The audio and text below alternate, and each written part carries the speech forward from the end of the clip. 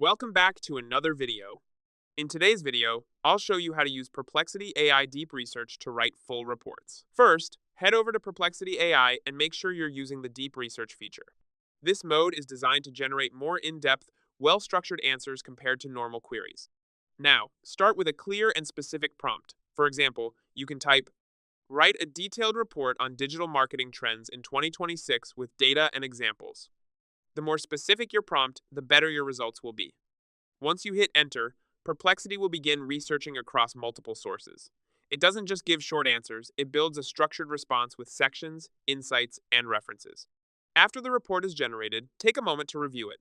You'll usually see headings, key points, and cited sources, making it easy to understand and verify the information. Next, you can refine the report. Try prompts like expand the introduction, add case studies, or summarize this into bullet points. You can keep improving the content step by step.